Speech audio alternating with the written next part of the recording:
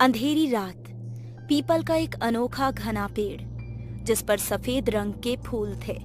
हालांकि पीपल के पेड़ पर फूल नहीं होते, पर ये पेड़ शापित था जिसके फूलों की खुशबू लोगों को अपने पास खींच लाती थी और इसीलिए गांव वालों को उसके पास जाना मना था। सुजैन एक फॉरेन कंट्री की लड़की थी जो दिखने में बहुत खूबसूरत थी, जिसकी नीली आंखें, लंबे लंबे बाल, गोरा रंग और शहद से भी मीठी आवाज थी। वो एक इंटरनेशनल कंपनी के लिए आर्टिकल लिखती थी। अपने काम के चलते वो झारखंड के एक छोटे से गांव कटान आई थी। वाओ, कितनी अच्छी जगह है! River, plants, birds, animals. अब आर्टिकल लिखने में और भी मजा आएगा। चलते चलते वो गांव के चौराहे पर पहुंची। वहां कुछ लोग बैठे थे। सुजैन उनके पास गई और अपनी सारी बात बताई। देखो बिटिया, तुम जितने दिन चाहो यहाँ रह सकती हो। हमारी कमला चाची के पास तुम्हारे रहने का इंतजाम हो जाएगा, लेकिन हमारी एक ही शर्त है, तुम गांव के नियम के खिलाफ नहीं जाओगी।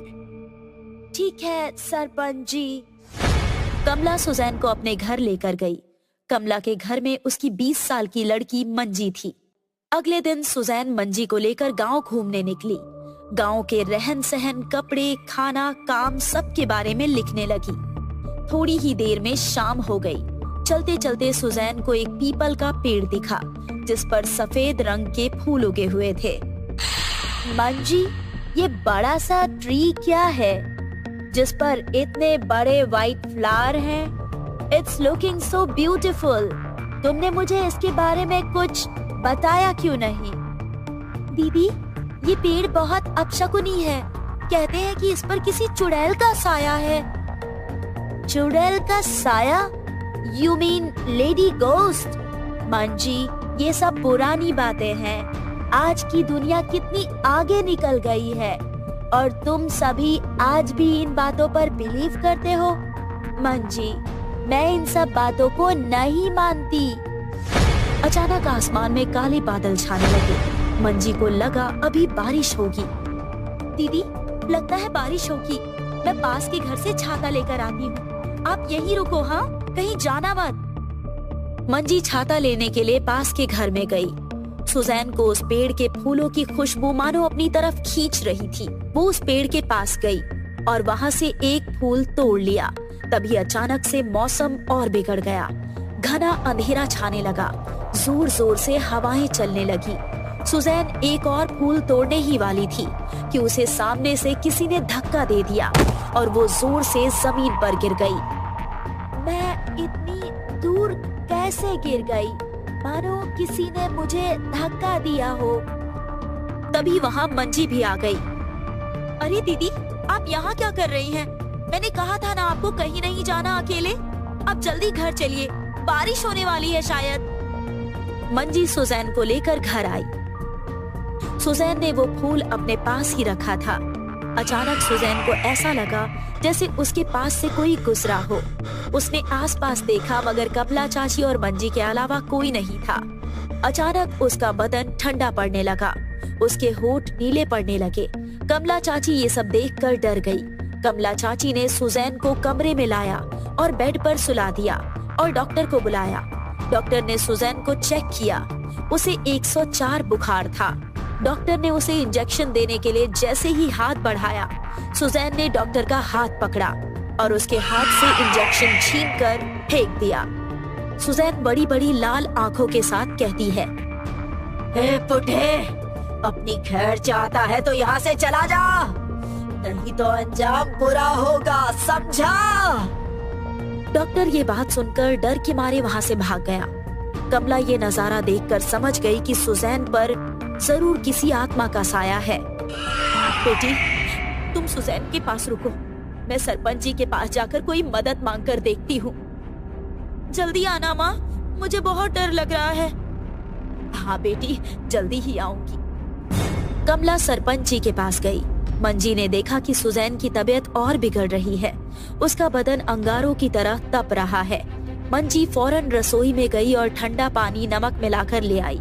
जैसे ही वो कमरे के पास पहुंची, कमरे का दरवाजा अंदर से बंद था और अंदर से सुजैन की जोर जोर से चिल्लाने की आवाज आ रही थी। अंदर सुजैन को अंधेरे कमरे में एक खौफनाक चेहरा दिखाई दे रहा था, जला हुआ एक औरत का बदन, और वो औरत सुजैन के सीने पर बैठी थी। सुजैन, क्या हुआ बेटा? तुम ठीक तो हो? दीदी, दीदी दरवाजा खोलो, दरवाजा खोलो दीदी। अचानक दरवाजा खुला, लेकिन अंदर सब कुछ ठीक था, पर सुजैन के हाथ पर लाल निशान बने थे, जैसे किसी ने उसके हाथ जोर से पकड़े हो। देखा सरपंच जी, जब से घर लौटी है यही हाल है, अब आप ही कुछ कीजिए। ये किसी भूत प्रेत का काम है, हमें जल्द से जल्द किसी तांत्रिक को बुलाना होगा। सरपंच तांत्रिक को बुलाने के लिए जंगल की तरफ गए। तभी उन्हें जंगल में किसी के मंत्र पढ़ने की आवाज सुनाई दी, जैसे कोई साधना कर रहा हो। ओम ह्रीं क्लीं चामुंडाय विच्चे, ओम ह्रीं क्लीं चामुंडाय विच्चे। सरपंच जी आवाज की दिशा में गए तो एक पेड़ के नीचे एक अघोरी तपस्या कर रहा था। सरपंच जी उसके पास गए और सारी बात उन्हें बताई और कुछ मंत्रों के सहारे अपने तप की शक्ति से भूतकाल में घटी घटना को देखा। तकरीबन 25 साल पहले गांव में कोमलिका नाम की एक सुंदर जवान औरत, गोरा रंग, नीली आंखें, लंबे बाल, उसकी खूबसूरती के गांव में सभी दीवाने थे। जो भी उसे देखता मानो उसकी ओर खिंचा चला जाता। कोमलिका सालों से ऐसी ही जवान दिखाई देती थी। किसी को भी उसकी खूबसूरती का राज पता नहीं था, लेकिन सब ये जानते थे कि कोमलिका ने काला जादू करने में महारत हासिल की है। भाई, ये कोमलिका तो दिन पर दिन अप्सरा की तरह जवान होती जा रही है। क्या लगती है भाई? उसकी जवानी में खो मत जाना। सबको पता है कि कोमलिका काला जादू करती है। अगर अपनी जान की खैरियत चाहता है ना, तो उससे दूर रहना। गांव में एक अजीब सी घटना शुरू हो गई थी। हर अमावस्या की रात को गांव की एक लड़की गायब हो रही थी। पहले तो गांव वालों को लगा कि शायद लड़की किसी के साथ भाग गई है, लेकिन ऐसा लगातार लड़कियों के साथ हुआ।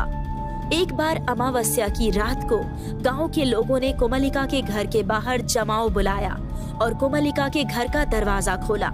अंदर जाकर देखा तो कोमलिका काला जादू कर रही थी और उसके सामने गांव की ही एक लड़की की लाश पड़ी थी। गांव वालों को समझ आ गया कि कोमलिका जवान लड़कियों को मारकर उनकी खूबसूरती छीन रही है और खुद को जवान और शक्तिशाली बना रही है। गांव वालों ने कोमलिका को पकड़ा और उसे पीपल के पेड़ से बांध दिया और उसे जला दिया। फिर गांव वालों ने उसके जले हुए शरीर को उसी पीपल के पेड़ के नीचे दफन कर दिया। अघोरी ने आंखें खोली। तुम गांव वालों ने 25 साल पहले जिस कोमलिका नाम की औरत को मारा था, वही आज डायन बनकर सबको मार रही है।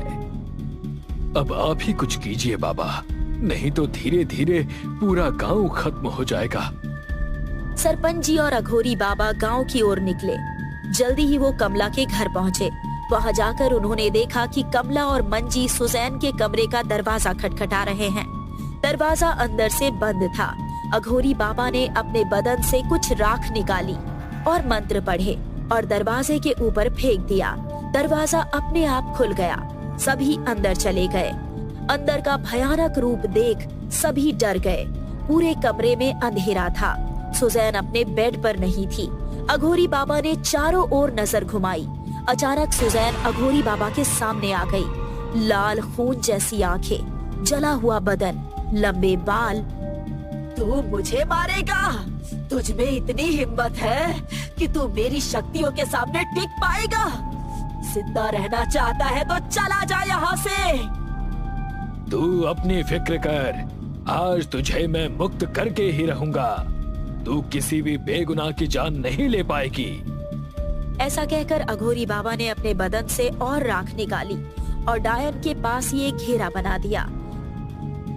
कमला, ये डायन तब तक इस लड़की के शरीर को नहीं छोड़ेगी जब तक ये मर न जाए। ऐसे ही एक एक करके वो गांव की सभी लड़कियों की बलि देती जाएगी।